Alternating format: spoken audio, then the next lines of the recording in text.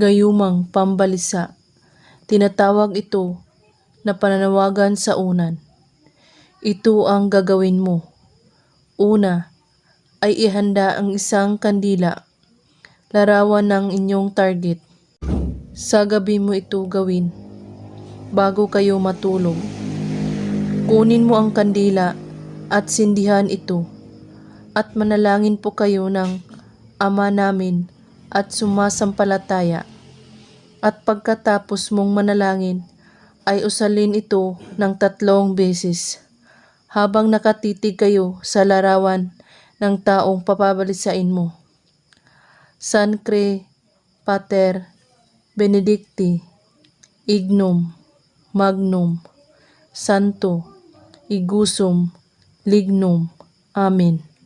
At pagkatapos ng orasyon, ay ipasok mo ang larawan sa ilalim ng iyong punda ng unan. At saka 3 beses hampasin ang unan habang binabanggit na para bang tinatawag mo ang pangalan niya. Kada hampas sa unan ay banggitin mo ito. Hanapin mo ako kahit saan ka man naroroon.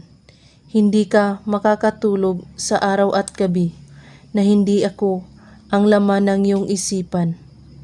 At pwede mo rin itong ibahin o gumawa kayo ng sarili mong dasal basta't nanggaling sa iyong puso. At dapat siya lang ang laman ng iyong puso habang ginagawa mo ito.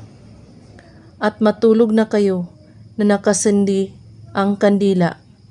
Mag-ingat na hindi ito maging delikado at gumawa ng sunog. Ulit-ulitin ang ritual gabi-gabi bago kayo matulog hanggang makikita mo ang epekto nito. Gawin ito kahit anong oras at araw basta't bago kayo matulog sa gabi. Kailangan buo po ang inyong paniniwala sa paggawa nito at walang ibang iniisip at pagdududa. At kung may katanungan po kayo ay magko-comment lang po sa baba. Maraming salamat sa panonood. May God bless us all.